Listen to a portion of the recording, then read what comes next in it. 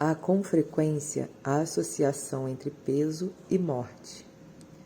Fardo inútil e peso morto são expressões utilizadas para nomear alguém que não colabora com um trabalho em equipe e sobrecarrega os demais. Uma espécie de parasita que faz com que o movimento do todo não flua. Peso morto, escrito com hífen, é também um termo aplicado em economia, designando perda de eficiência nos mercados. São muitas as analogias entre peso e morte que juntas convergem no sentido de constrangimento ou perda. No âmbito do movimento, o peso suscita, supostamente, estagnação, prostração, e por isso provoca a sensação de limite espacial, o que impede a norma imperativa do fluxo. Nesse sentido, fluxo e movimento implicam certa resistência às forças que constantemente nos prendem ao solo, a própria ação da gravidade.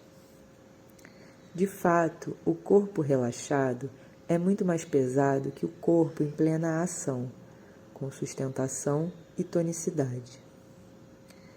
Quando o corpo perde todas as suas funções vitais, torna-se muito pesado. O corpo morto é pesado. A morte é sempre pesada. Ouve-se, por exemplo, a expressão: carrego o peso da morte do meu pai. A morte pesa literal e simbolicamente sobre o corpo.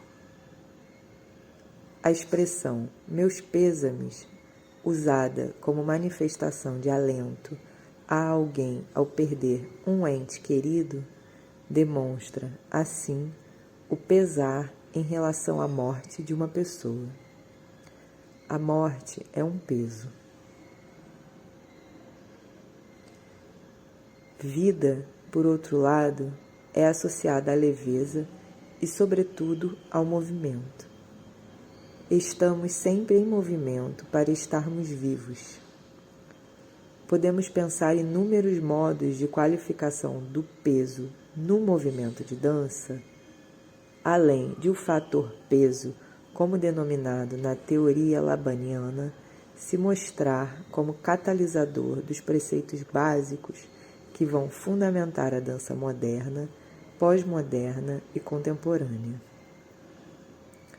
Ainda assim, morte e peso costumam estar associados por um lado e movimento e leveza por outro. Como podemos subverter tais características e incitar novos cruzamentos entre peso, morte, leveza e vida, no sentido de possibilitar tramas mais complexas de tais atributos no corpo e na dança? Será o movimento sempre um mote para a dança?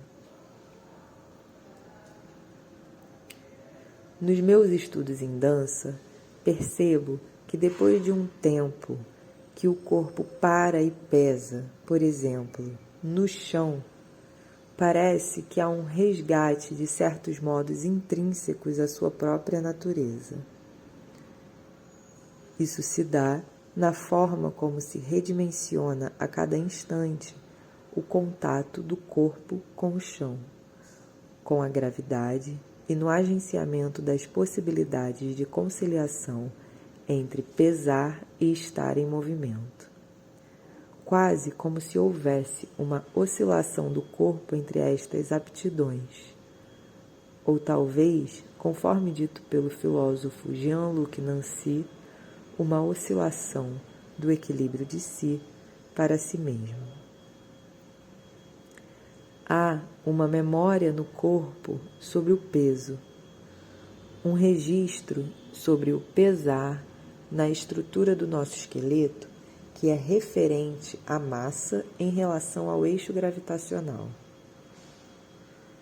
O que acontece é que a tendência de pesar vai sendo mascarada pelo fato de estarmos sempre resistindo à gravidade e buscando ascensão.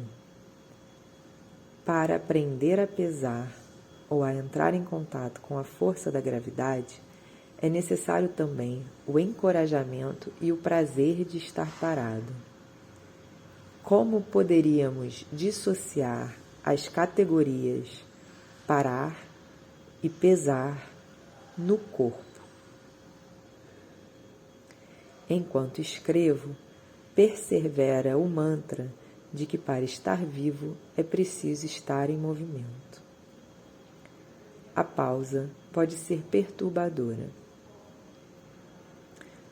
Quando pesamos nosso corpo no chão por algum tempo, entramos em contato com a falta de movimento. E, paradoxalmente, observamos tudo o que se move o tempo todo dentro de nós, sem que normalmente tomemos consciência disso. Órgãos, batimento cardíaco, circulação sanguínea. Sem querer impor nenhuma lógica ou preceito ideais, o corpo que dança pode parar, pode pesar e, ao mesmo tempo, ser leve, com todas as implicações sensíveis nele retidas. E isso também não deixa de ser um paradoxo. Na tradição oriunda do balé clássico, o corpo que dança almeja a leveza e o fluxo. E talvez por isso não se permita parar.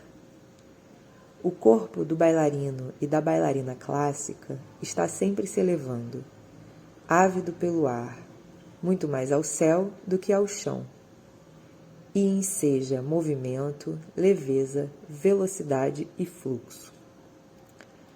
No balé clássico, especificamente, o corpo tende a trabalhar estas virtudes.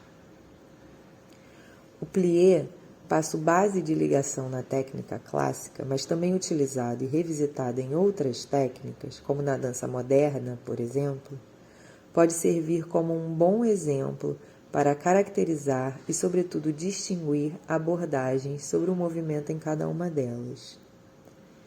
Me recordo de uma professora que tive, chamada Lúcia. Enquanto na tradição o plié é acionado pelas pernas, gerando a flexão dos joelhos como possibilidade de impulso para uma suspensão, um salto, um giro ou mesmo uma transferência de peso, nas aulas de Lúcia, o plié era, ao contrário, um movimento de aproximação com o chão, de encontro às forças gravitacionais. Enquanto o plié do balé almeja o céu, o plié de Lúcia flerta com o chão, entrega-se a ele para que surja o impulso para a elevação. Pesar para suspender. Será necessário ralentar a força motriz que nos leva à vida e ao movimento para pesar? Como se dá a prática de estar em contato com a gravidade? Chegamos agora a um dos questionamentos cruciais dessa investigação.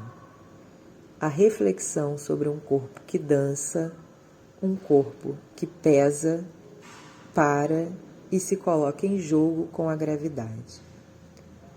Esse ato generoso de se disponibilizar às forças gravitacionais nada mais é do que uma forma de ceder aos pontos de contato que temos com o mundo, além da sua realização como potência. Portanto, a favor daquilo a que o mundo nos conduz.